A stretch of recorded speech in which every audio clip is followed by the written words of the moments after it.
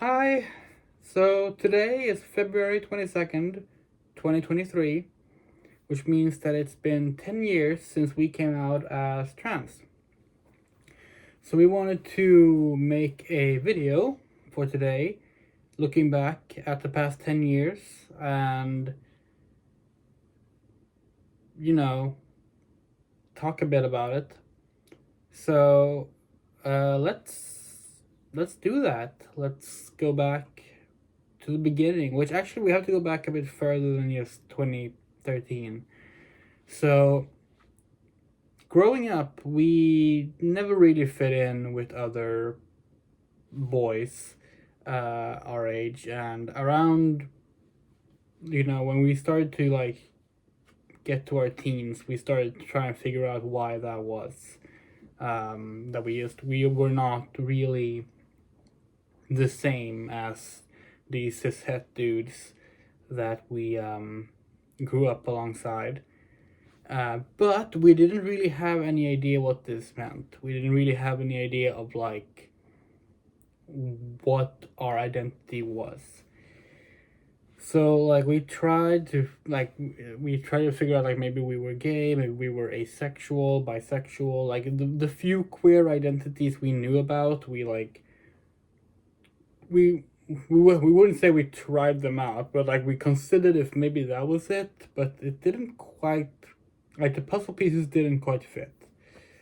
And then in 2012, a friend of ours came out and started transitioning. And that was like a bombshell moment.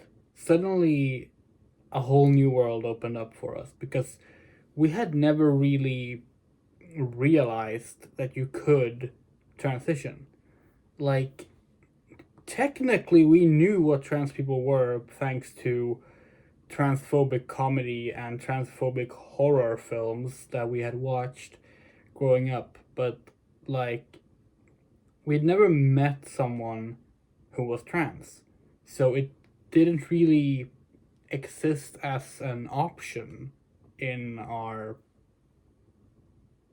like our general perception of what we might be. We would later find out that another friend actually was trans and transitioned before we got to know her, and we just never noticed, so to say.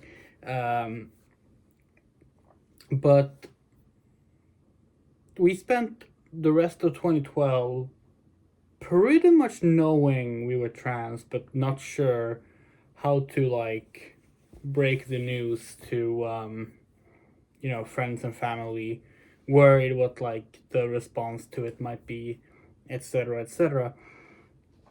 But eventually, like we had told a few friends in private, and soon enough in 2013, February 22nd, we came out to our mother and we made a public statement on social media that we would be living as a woman from now on, and we wanted to go through with a sex change.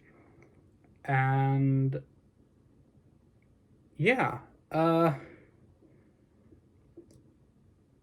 it's been an interesting decade since then. Um, so let's see. First off, we should mention that our mother was very supportive. Um, she had no idea like how to approach it at first because she also had no experience with transgender stuff, but she has been wonderful about it. But that very same week, we decided to get in touch with the local psychiatric hospital because, well, we needed someone to refer us to a TS clinic, which is what we call transsexualism clinics, is what they're called in Sweden. It's what's called GICs in like the UK and such, gender identity clinic. And yeah, so we ended up calling them and asking like, hey, we want to start transitioning, like, how do we do this? And they said that they would get back to us with an appointment, but it would take some time. And so we started to wait.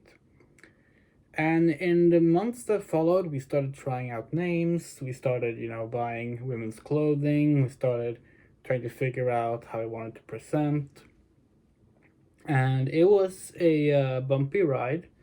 But soon enough, summer came about. And in July of 2013, we decided that we wanted to go to the Swedish convention that's held every year, NärCon.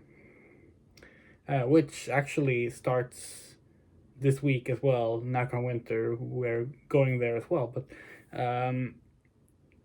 we decided to go to NärCon, and it would be the first time that we would go to an event since coming out as trans and going there,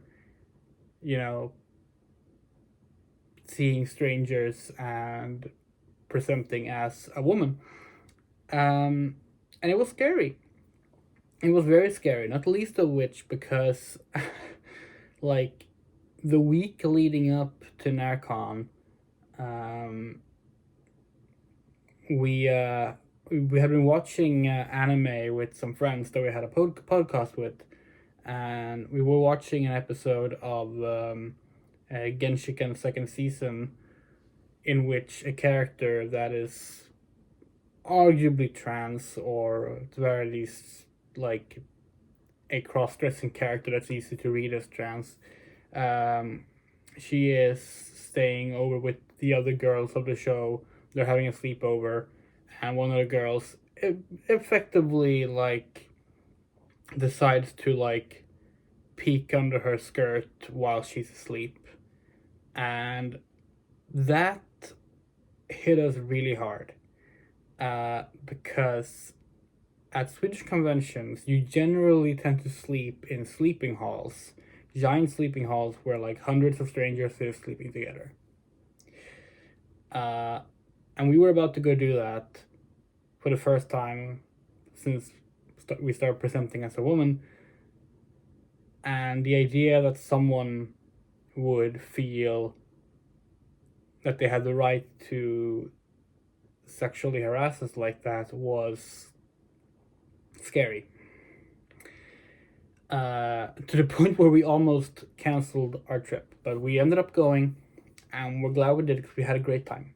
We had a great first outing, so to say, and since then, going to NärCon has become a common occurrence that we do every year that it's been held. But it was also a moment where we realized that people at conventions are very okay with like people doing crossplay and cross-dressing as characters of other genders than their own, but they're not as cool with trans cosplayers, which is something that sadly has been more of a constant throughout the years.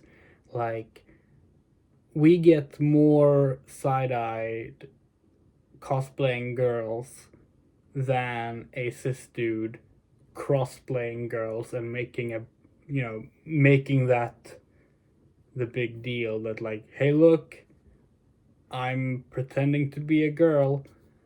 It's unfortunate, but that's how things still are, unfortunately. But in August of 2013, we got our first appointment at the psychiatric clinic.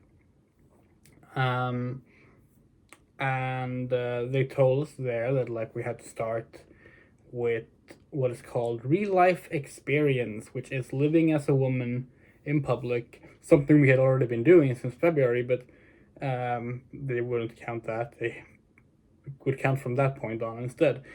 And once we've done it for a year, then they might consider stuff like hormone treatment and, you know, moving up with like going through what, you know, what surgeries are like and all that stuff. So we were like, okay, cool. And they would also forward our request to the closest TS clinic, which was up north in Linköping. At the time, we think there were 5 or 6 TS clinics. Now there's 3, we think, but yeah. So that was like that was still a decent start. At the time we were studying, because we actually didn't finish high school, so we were catching up on that as an adult at the same time as we started transitioning. This turned out to be a bad idea, for mainly for a variety of undiagnosed problems such as ADHD, autism, and bipolar disorder, which we wouldn't get diagnosed for many years. But suffice to say, as 2014 came about, we ended up basically having a breakdown and failing our studies, and that caused kind of an avalanche of trouble. But our transition continued. We landed on the name Andrea, which was because Sweden used to have a name-changing law, which now allowed you to change your name at no cost once if you kept one of your given names, let's say a first name or a middle name. And we had middle name Andreas, so we thought we would keep Andreas and change the other names, and then we would make use of a different part of the naming law that allows you to change the spelling of a name to get rid of the S, so our name would be Andrea. And this was actually rejected. But by the time we were rejected, we'd already gotten used to going by Andrea and we liked it, so that's what we ended up going with. But we wouldn't actually pay for a name change for a while later. With our appointments, we would find some discomfort, however, because a lot of the questions we were faced with by the doctor and therapist that would assess whether or not we were trans, the questions were very like stereotypical and norm affirming. Like if we showed up in pants or in a hoodie, then they would comment on the fact that we weren't dressing feminine enough, even if we had gone there in a blizzard. Like it didn't matter. Like we were supposed to always show up in a skirt or a dress, and yeah. Similarly, when asking about our thoughts on the future, they would ask if we could see ourselves with a man in the future, like in the context of romance. And that was very uncomfortable because no, like we are attracted to women. Like our gender identity is completely unrelated to who we are attracted to. So that sucked because it was very clear that they expected specific answers to confirm that we were trans. So, we lied. We just lied and said yes. To be fair, at the first time this was asked, it was not entirely a lie, because at the time we were still thinking that we might be bisexual, which is something that had lingered from before we came out as trans. But like we eventually realized that we were not, and the questions kept coming. Like several times throughout 2014 and even 2015, we would hear those questions. So that sucked. But in late 2014, we actually got to go to the TS clinic. So after about a year and a half from when we started, we actually got to go to the clinic. Um, and they told us that we had to start real life experience again. So that was back to square one. Um, why they couldn't just go with what the previous clinic had done, we don't know, but we brought it up. But they said no, it has to count from now when you came here. Okay.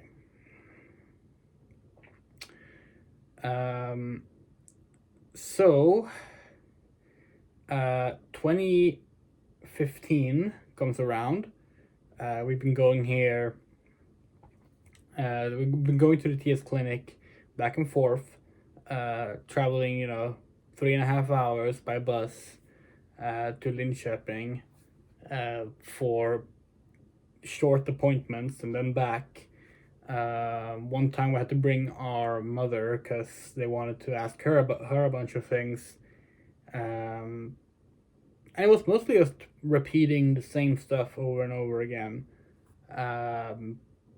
including the invasive questions, until finally they were going to give us information on how surgery would go about, because we said we were interested in surgery. Okay. So they tell us that the way the surgery will work is that at first you get to do bottom surgery, vaginoplasty, and then 6 months after that, if you're interested, you can have breast augmentation.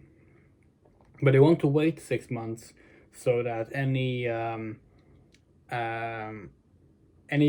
breast tissue growth that comes after your testicles have been removed can set in before they do anything there. Fair enough. We tell them that we're interested in both, and we left that quite happy. At this point, we have been put on sick leave by our regular psychiatrist, because of the aforementioned breakdown. So we are now we don't have to worry about studying at the moment. We're just focused entirely on the transition aspect. And 2016 rolls around. We start voice training. But voice training is really tricky because, well, we have to go to Linköping for it. We have to take these long trips, so we can only do them irregularly. We don't get the regular training that is recommended. And this is the problem with the limited number of TS clinics in Sweden. And as we mentioned, now there's even fewer. Anyway, we go there and we try to get used to speaking in a higher and lighter voice, which we can do. We can speak like this if we want to. We have practiced it. We can keep this voice if we want to, but for reasons that we will get to, we generally don't. But more importantly, at the end of 2016, on October 1st, we finally get HRT. We get hormone replacement therapy. And in Sweden, when you get HRT as a trans femme person, you're offered two options. One is a gel, Divigel, which basically you rub it on your skin once or twice per day, or you get Estradot patches, which you wear on your skin, and then you replace them every third day. We've used both for reference. Neither of them are particularly nice. We asked if we could get like a basic, pill or shot instead, but they said no. This is what we offer. So okay, beggars can't be choosers. There was also a pill called Androcur, which was an anti-androgen. this one had the unfortunate side effect of negative mood swings, um, which is not great when you're already, clinically depressed. But again, beggars can't be choosers. So we took our HRT and we were very happy that we finally had it. At this point, we also was told that if we wanted to, we could have local cord surgery. We said we might be interested in that. This offer has since completely disappeared. It hasn't been brought. It was never brought up again after 2016. Like, never asking for clarification on it. If we had decided or anything, that just fell off. But whatever. So now we're on HRT, and 2017 rolls around. 2017 was an important year for us because we had now spent 4 years. 4 years living as a woman, and we had done so trying to appear femme. Like, we had, dressed in skirts and dresses, so we had push-up bras, and we had tried to grow our hair out. It was about this long at this point. We tried to speak with a lighter voice, all those things, and we weren't happy. We were happier than we had been before we transitioned, but there was still something wrong. Like, it wasn't what we wanted. And after a lot of personal searching and thinking over it, and honestly looking at who our idols were, we realized that it's because that it's we don't want that femme aesthetic. We want to be something more of a tomboy. We said it before that we don't want to look our ideal aesthetic is neither boy trying to look like a girl or even just a girl. Our ideal aesthetic is girl trying to look like a boy. That's our goal. And so throughout 2017, we kind of have a big aesthetic shift. We cut our hair, we let our voice drop a bit, not all the way down to where it had been before we started transitioning, but where it is now. We started wearing, more shirts and blazers, stuff like that. And in general, we became much happier with our new aesthetic. We in no way detransitioned or even considered it detransitioning. No. We knew we were a woman, and that didn't change. It was just that we realized in that moment that we had been trying to be a different woman than we actually wanted to be. And in part, this is because of how the transition system is built up. We are encouraged to go high femme, like we mentioned, when the people we went to at the clinic would ask, why aren't you in a dress? Why aren't you in a skirt? Why are you wearing a big hoodie? Etc., etc. You are expected to look as femme as possible. But this sort of shift in 2017 actually made us feel a lot better. And 2017 through 2018 was probably our emotional high. We felt less depressed, we felt less anxious, we felt more self-confident, and a lot of good things happened throughout that as well. We went on our first international trip since coming out as trans. We went to Japan. We also went to Denmark, but that's barely international. But yeah, we went to Japan with our then friend and eventual girlfriend.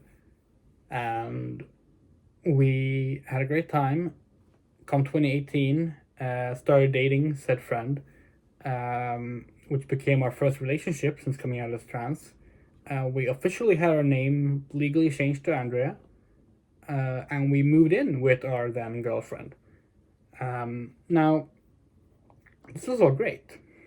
Although it did come with what would eventually become a problem, because moving in with our girlfriend meant that we also moved cities. We moved to Lund, which, good thing, has a TS clinic, which we thought meant that it was going to be much easier from now on to deal with our transition. Instead, it became like 2 years of just struggling to transfer all our medical information from one clinic to the other and just being stuck in this limbo of nothing happening.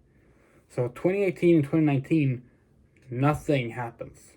We're just constantly making phone calls, constantly sending emails, constantly trying to figure out when we can just continue our transition.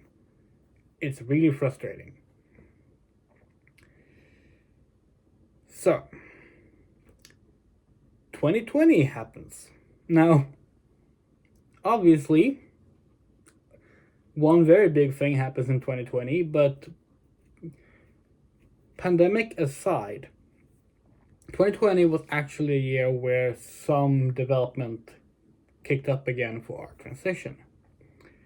First off, we had a change in our medication. Androcur was no longer used as an anti-androgen, and instead we got something I don't remember the name of, but it's basically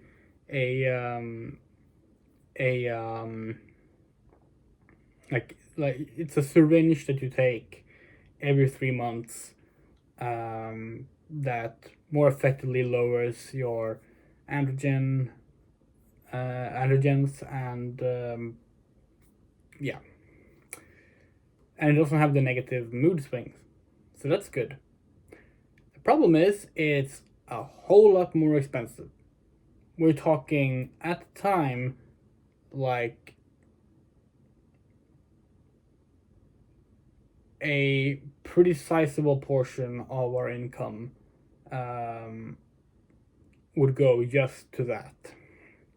Now, the good thing here is that Sweden has a system called the high cost card, which used to be an actual card. It's not anymore, but still called that. Or at least everyone still calls it that. And basically what that means is the more you spend on medical expenses, the more the price of medical expenses goes down within the span of a year. Starting from when you first start paying to that same date. So if you can afford this this syringe like twice in a year, it's really cheap the last 2 times in that year, which is good. Provided you can still afford it up to that point, which is expensive. That will be a problem later. Anyway, so that's the first real change. We also start having facial hair removal. First through laser hair removal, which, if you don't know how that works, is basically you get this cool gel smeared over your facial hair in this case, and then they put up like this big warm like lamp that just burns the hair off your skin. It hurts, but it's not that bad. Problem is, it didn't really work because most of our hair is very light. We are, after all, platinum blonde. That's our natural hair color. So it was only some dark hair it was able to actually get rid of. So we had to instead go for electrolysis removal, which is much more expensive. This is a This is a continuing trend, but you can get coverage for a certain number of these sessions. And if electrolytes, if you don't know, is basically they take a needle and they stick it into the hair sac, and then they send an electric shock for the needle to burn the hair sac. Then they take out the needle and they rip out the hair, and they do that individually for each hair. And it does not permanently remove it, but it makes it come out finer. It hurts like hell. It is one of the worst pains that we have ever dealt with, and we have dealt with a lot of pain. But yeah, it's really, really painful. And we had many sessions, and we never actually ended up finishing our entire face, which is unfortunate. We do have plenty of scarring from it, but yeah. But still, we started doing that. And at the end of 2020, the TS clinic finally approved so that we could send a request to change our legal gender to female, which was a little bit ironic because at this point we had actually realized that we were what we call non-binary female, a non-binary woman, which is to say that we do still consider ourselves a woman, but we also consider ourselves something else. It's not important. It's really only important that it makes sense to us. But it was kind of funny that it took so long that we actually changed our gender identity by the time we were allowed to legally enforce it. But yes, we were allowed to change. We were allowed to finally send off to the courts to ask to change our legal gender at the end of 2020. And in doing that, we were also allowed to send off the request to be put on the waiting list for bottom and top surgeries. And that was great. And sadly, this was the last good news of our transition. 2021, the year we turn 30, is also the year that we lose our healthcare benefits. We mentioned earlier we had been put on sick leave after our breakdown in 2014, and with that we had some financial help through our healthcare benefits that allowed us to have an income since we were deemed too sick to work or study. Well, the program that we were on that gave us this cuts off at age 30. So we turned 30 and suddenly we don't have any finances anymore. Now, there are separate programs that have no age limit. We applied to them with multiple doctors signing off on it. Rejected. So that sucks. Yeah. So because of this, we started struggling with affording our medication. We could no longer even afford our anti-androgen to get it to become cheap. This was also hitting at the same time as our teeth were deteriorating even more so than they had before. And we found out that has to do with, in part,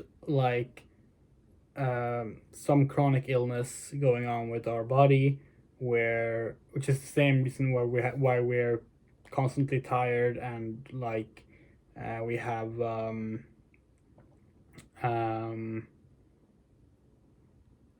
what's the word?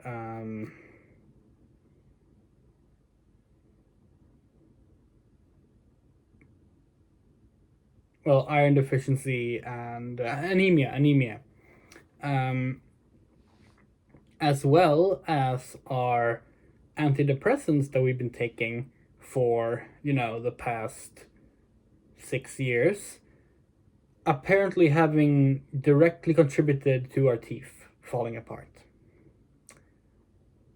Now, you might, if you don't know how Swedish healthcare works, you might be thinking, wait, but you mentioned that high cost protection thing. So, like, can't you use that to, like, help fix your teeth? No, dental costs are not included in that. And the kind that can be included, because especially now there's actually talk of adding a dental adding dental care to that. This fixing our teeth wouldn't count because it's considered cosmetic. So, no. Anyway, so 2021 goes on and we have a complete mood dip. We have another breakdown, and as we have talked about before on our old channel, we ended up attempting suicide. And what followed was some of the worst days, weeks, months of our life. And it was rough, to say the least.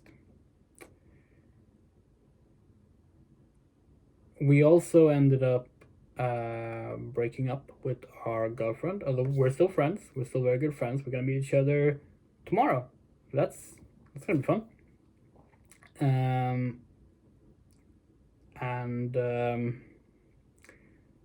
We decided that we would be moving back to our hometown, which also meant moving all of our medical papers again. So that was fun. And at this point, we also started wondering, because now 2022 was rolling around, and we were thinking, when are we getting an update on our waiting list for the surgeries? Because we were smart. We sent that to Linköping's surgery place. What's it called? Well, we sent it to Linköping. Our old TS clinic. And well, the old hospital that we went to. So it would still be the same one now. So that shouldn't have been delayed. And eventually we ended up like calling them like, hey, it's been a year and a half since we sent in our application. Can we like get an update just like if we're on the waiting list? Like how long the waiting list is? Like we realize it's the middle of a pandemic, but we still want to know. And they tell us that they don't have us on the list. They never got the application. We know the application was sent in because it was the same paper as us sending in a legal gender change, which was approved, so clearly it was sent, but it wasn't sent. It didn't arrive, it was lost somewhere. So, they tell us to basically make a new application. Except, now things have changed, and now they want to do the top surgery the same week as they do the bottom surgery. And this might not have been a problem if it wasn't for a few things. First off, they need to know what cup size we want, and they need us to do a test to figure out like how much to add on each side to make them even. And we need to fill this out ourselves, and we don't have any assistance with this really. And that's actually not that easy for us to do, because we thought we would take our time in those 6 months between surgeries to figure that stuff out. And all of a sudden we had to do it before we can even start the surgeries. And also, we have extreme ADHD and doing anything is really difficult. And now we need to like figure this out and fill it out and send it in to get back to the point where we thought we were. And that's a really heavy like block for us. So that sucks. But it gets worse. Because in addition to this, we also went to go, get our estrogen, the hormones we can still afford sometimes. We went to go get our estrogen patches, our estradot patches, and they're not available at the pharmacy. So we think that's strange, and we check if they can be ordered. No, they're no longer available in Sweden. Okay. So we write to our endocrinologist and we say like, hey, these patches are no longer available. Can we get something else? And they're like, yeah, sure, you can get the gel. Cool. Go to get the gel. Same thing. It's no longer available in Sweden. Like, it's ridiculous. Like, yeah. Just straight up not available. You can't order it. It's been like this for months. So the only estrogen that we are offered as a trans woman here in Sweden is currently not available and no reason given. So that's great. So we're currently just off our hormones, like, because what are our options?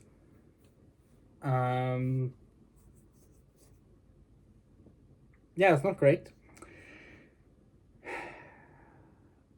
And like, this is just our personal history with trans healthcare, yeah. And we have a bad history with healthcare in general. Like the fact that it took us to our 30s to get our diagnosis for like ADHD, autism, bipolar disorder, PTSD is ridiculous, because like the stuff that eventually led to us getting these diagnoses are stuff that we've been telling doctors for a very, very long time about. Same thing with like our anemia and stuff. Like, we've been explaining this stuff to doctors forever, and only in the last few years they've been like, oh hey, maybe there's something wrong with you that we can actually like specify. It sucks. The dental thing especially is like frustrating, because like we're very self-conscious about our teeth, because we know how fucking horrible our upper set of teeth look. They already looked horrible when we started transitioning, and they've only gotten way, way, way worse because they keep falling apart, they keep rotting up, they keep just disintegrating, and we can't do anything about it. We went, like, our friend actually paid for us to get a full checkup at a dentist, and like just to get an assessment of like what could be done to save our mouth and what that would cost. And the cost was like 43,000 Swedish kronor to get like a upper like a prosthetic to replace our upper teeth. For reference, well, it's like 4,400 US dollars. We don't have that kind of money. That's like, we've never even seen that kind of money. So yeah, that's not happening. Now we tried to talk to our doctor, like, is there anything we can do to get like some kind of like healthcare benefit, financial help with this stuff. And the best thing we've been offered so far is like 600 kroner, again, like $60, off dental costs, like every 6 months. We can't do the 43,000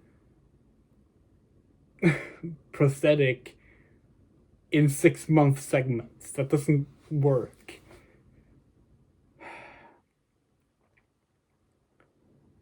And like, we remember when we started transitioning, a lot of people were like, "Oh, you're so lucky to be transitioning in Sweden.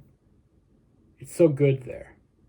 And like, we're not gonna pretend Sweden is the worst out there. There's way worse places. There are places that don't even allow people to transition. And we're white in a predominantly white country. So, like, obviously we have it better than a lot of people. But Sweden's trans healthcare sucks. It's bad. The only decent thing it has going for it is some of the stuff that is covered price wise. And most of that stuff is late, like the surgeries. And as you can tell, we're now 10 years in and we haven't even gotten to those surgeries yet. In large part because of the trans healthcare.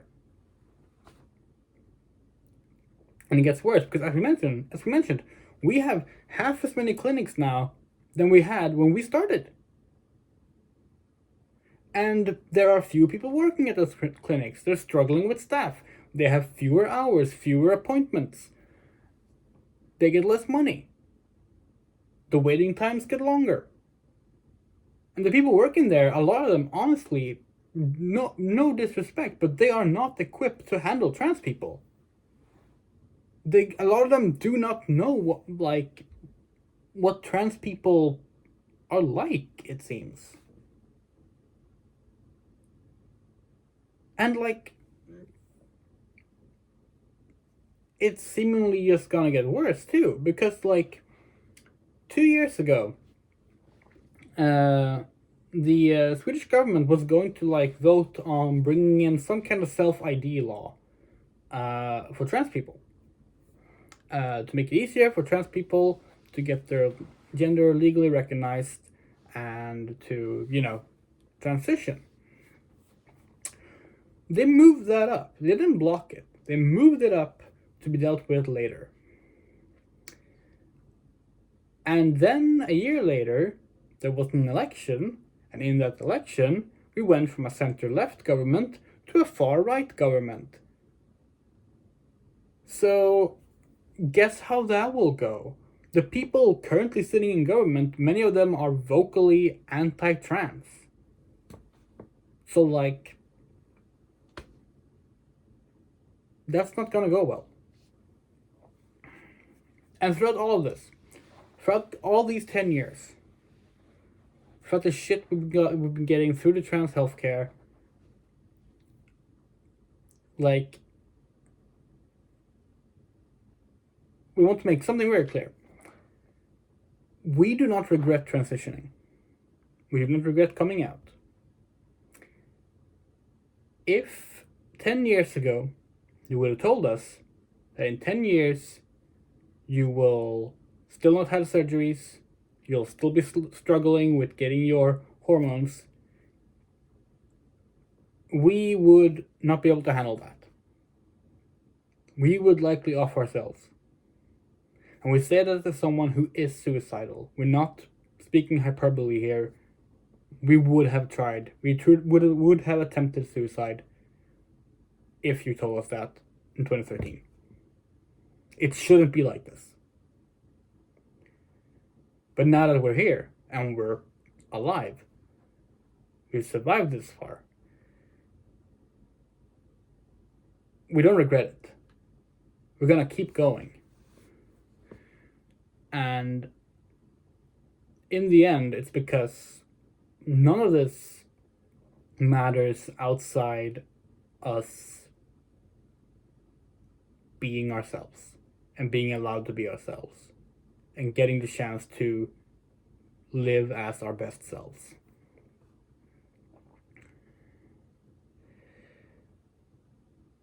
Last year, at Transgender Day of Remembrance, we attended a event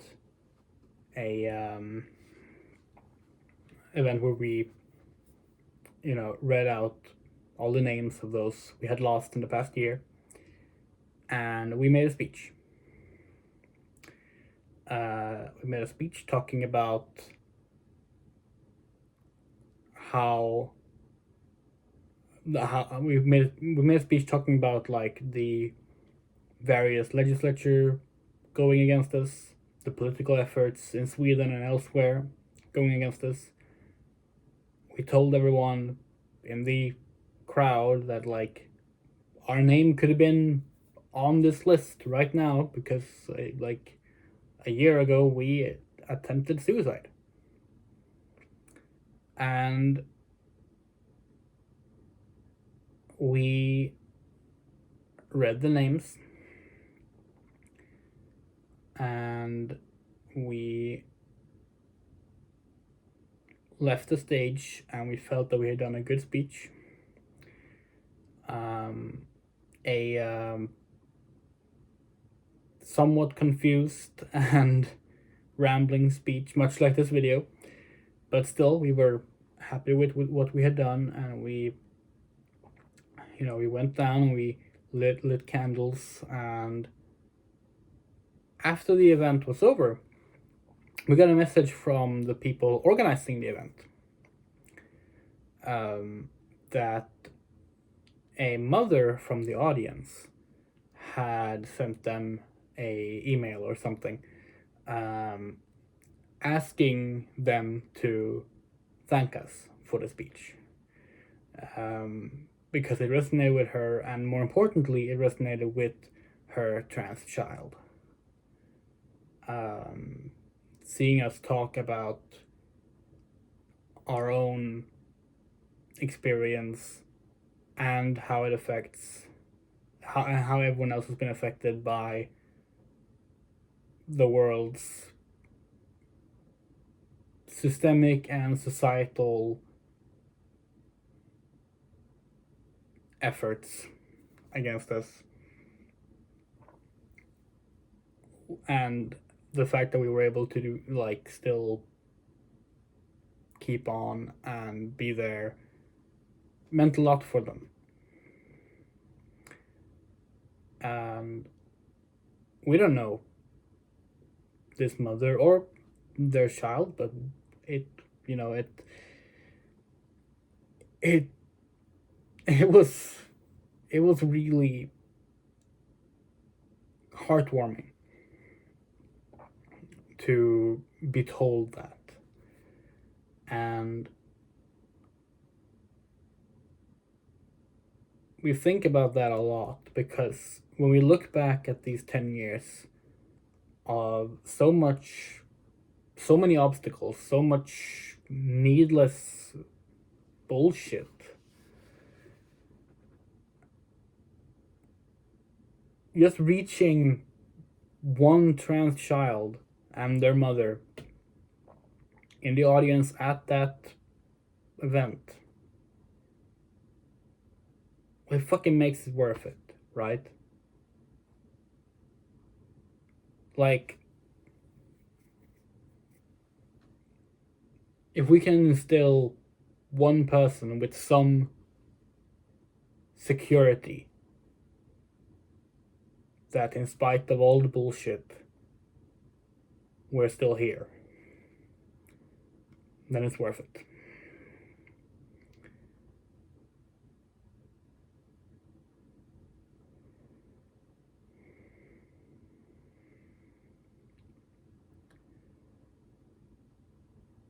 This is actually our fourth attempt at recording this video. It's been various reasons. Well, more than 4 if you count us starting and stopping midway and like just going right back at it again. But yeah, we tried recording this several times. There's been different reasons why we had to stop, um, or why something went wrong, and it's not an easy video to do. Now, we didn't script this. We knew what we wanted to talk about, but it's ultimately a video about the fact that we have now lived 10 years, a decade, as a woman, and that most of those years have been hell.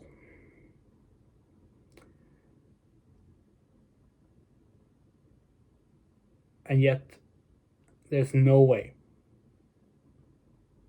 we will go back to living as a cis man. Ever.